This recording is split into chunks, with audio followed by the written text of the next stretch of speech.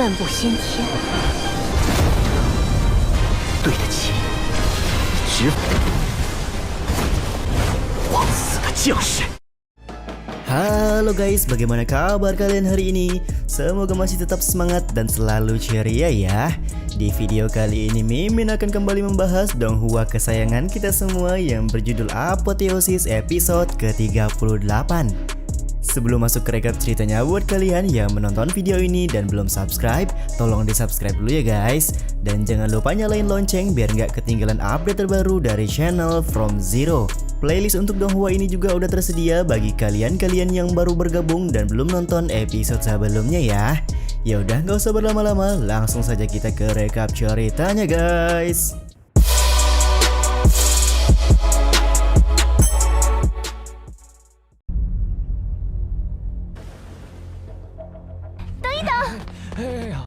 Scene awal episode ke-38 dibuka dengan kedatangan dari Zhu Qianning ke kediaman keluarga Zuk bersama dengan tabib Su Taiping, dan dia juga langsung menanyakan kepada Luo Zeng apa yang sudah terjadi di tempat ini.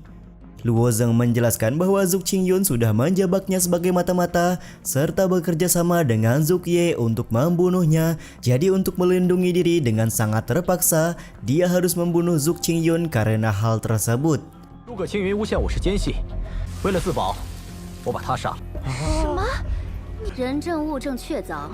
Tentu saja hal ini membuat Zhu Qianning sangat kaget karena bagaimana bisa penasihat militer bisa dibunuh begitu saja oleh Luo Zeng. Sementara bagi Yun Luo, dia tetap akan menghukum Luo Zeng karena kesaksian dari Jenderal Su dan bukti mayat dari Zuk Qingyun sudah cukup dijadikan sebagai landasan. Melihat kekuatan dari Yun Luo, tentu saja membuat Luo Zeng berpikir bahwa kekuatan Yun Luo mempunyai esensi sejati yang lebih kuat ketimbang Jenderal Su. 他的深渊比许修坚固数倍，这就是赵神至极的强者吗？ 罪人罗征不认罪伏诛。 Luo Zeng pembunuh, akuilah saja kejahatan Anda dan terima saja hukuman ini, ucap Yun Luo sembari siap untuk melakukan serangan kepada Luo Zeng. Aku bukan pembunuh, Zuk Qingyun menjebakku. Jika aku tidak membunuhnya, tentu saja dia akan membunuhku. Jadi di sini aku hanya melakukan pembelaan dan tidak akan pernah mengakui kalau aku adalah seorang pembunuh, ucap Luo Zeng sembari menunjukkan kekesalannya kepada Yun Luo. 诸葛青云要杀我，我如果不反击，就被他杀了，也不会认罪。没有一个罪犯。 Sambil berjalan ke arah Luo Zeng dengan penuh kekuatan, Yun Luo berkata di kota Baidi tidak ada satu kriminal pun yang lolos darinya. Dan apakah sekarang kau ingin mencobanya? 是要试试吗？好强都一样。画地为牢，沙罗世界空。到底是什么地方？我的世界，谁都别想从这里离开。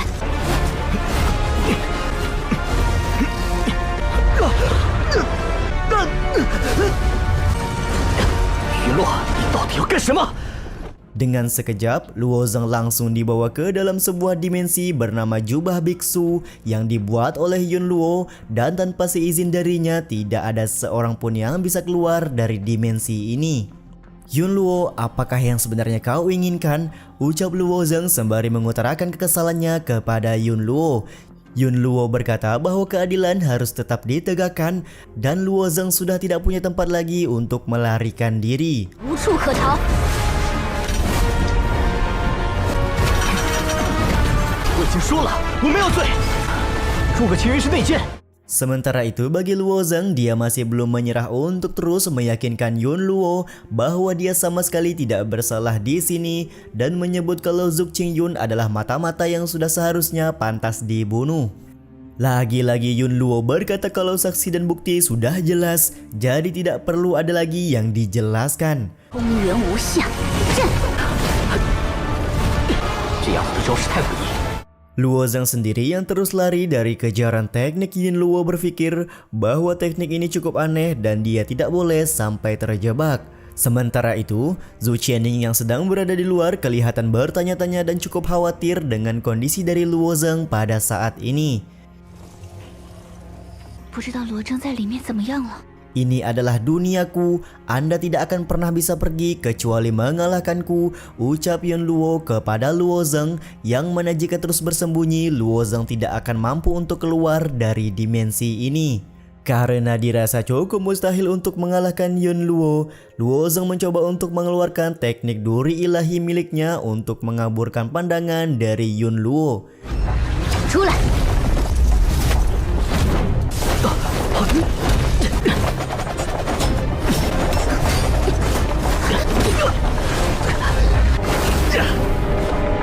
还太弱了。哎，化身离体精神。 Benar saja, setelah beberapa gerakan Luo Zeng berhasil menggunakan teknik duri ilahi untuk membuat pandangan Yun Luo menjadi kabur. Setelah terkena duri ilahi ini, kita diperlihatkan bahwa ingatan masa lalu dari Yun Luo sendiri cukup mengerikan. Ketika Yun Luo hendak terjatuh, Luo Zeng menahannya sembari memikirkan bahwa Yun Luo punya masa lalu yang kacau, dan hal tersebutlah yang membuatnya menjadi aneh seperti ini.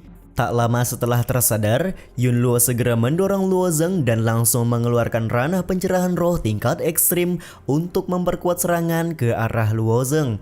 9 bilah untuk mengeksekusi kehidupan langsung digunakan untuk melakukan serangan pertama, dan untuk serangan kedua Yun Luo menggunakan teknik gambar dan ilusi.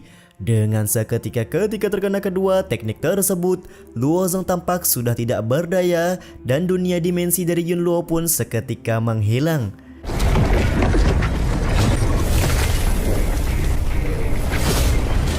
九刃断伤，心念会穿流。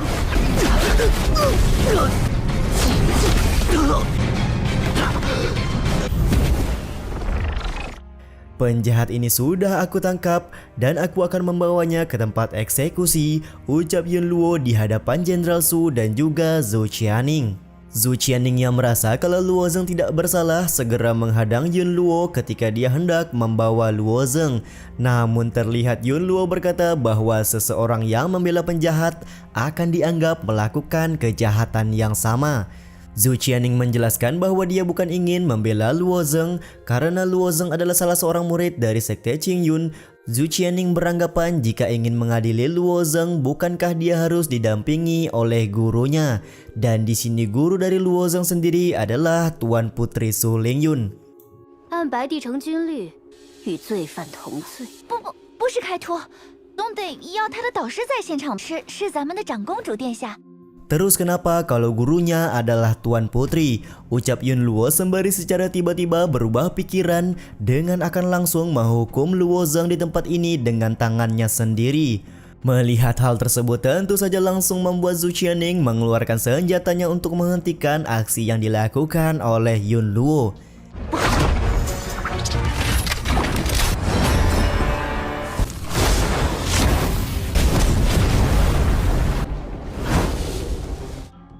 Ketika terkena serangan, Yun Luo berkata bahwa tetua dari keluarga memberi Zhou Qianing meriam naga ini.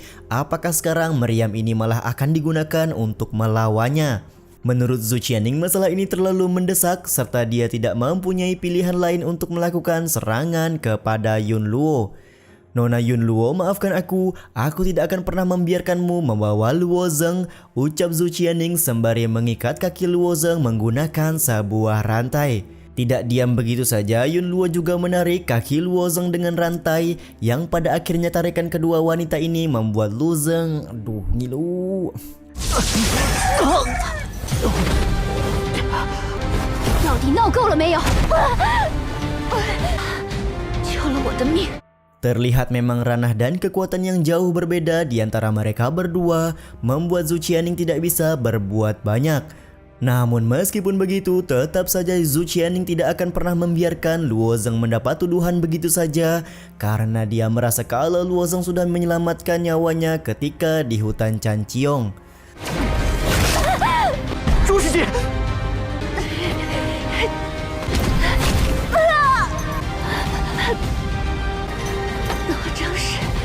Serangan-serangan yang digunakan oleh Yun Luo benar-benar membuat Zhou Qianing tidak berdaya.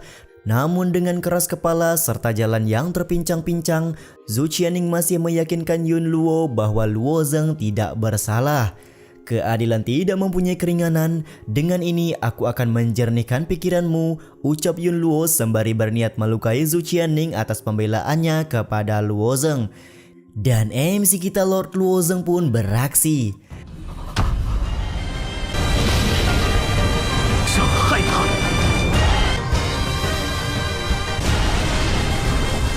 万步先天。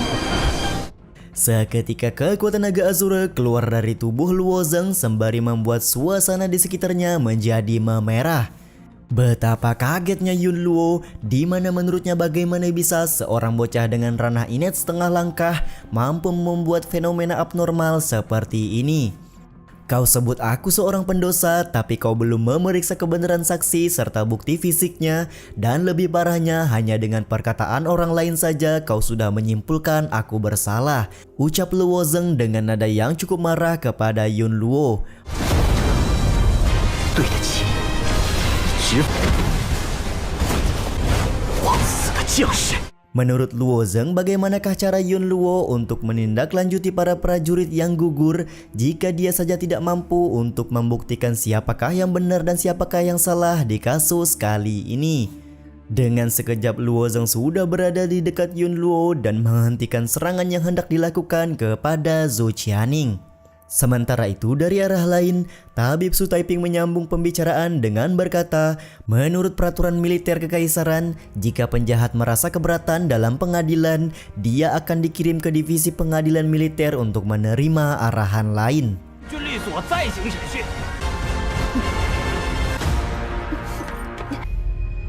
走吧。 Ketika Zhou Qianning sudah terbangun, Luo Zeng meminta Yun Luo untuk segera membawanya karena guna membuktikan bahwa dia tidak bersalah pada kasus kematian dari Zhou Qingyun. 会证明我的清白。 Penyelamatan Zhou Qianning ini juga sekaligus menutup episode kali ini ya guys ya. Kita akan sedikit membahas spoiler di akhir episode, di mana Luo Zeng malah dijadikan tahanan rumah oleh Yun Luo dan setiap harinya akan mengikuti kemanapun Yun Luo pergi. Ketika Yun Luo sedang mandi, Luo Zeng kaget karena cukup banyak luka di sekujur tubuhnya dan membuat dia berpikir bahwa sepertinya Yun Luo menanggung beban yang begitu berat daripada yang dia pikirkan. Sementara itu, Jenderal Fei Long kelihatan marah kepada Luo Zeng karena tuduhan kematian Zhou Qingyun, serta di saat yang bersamaan prajurit kota Baidi melapor bahwa iblis kembali melakukan penyerangan. Sampai di sini dulu video kali ini. Mohon maaf jika masih banyak kekurangan dan kesalahan dalam penyampaian kata-kata ya. Terima kasih buat kalian yang udah nonton dan jangan lupa subscribe serta nyalain loncengnya ya guys. Saya selaku penulis narasi, tukang voiceover dan tukang edit video pamit undur diri. Salam hangat, see you in the next video. Bye bye.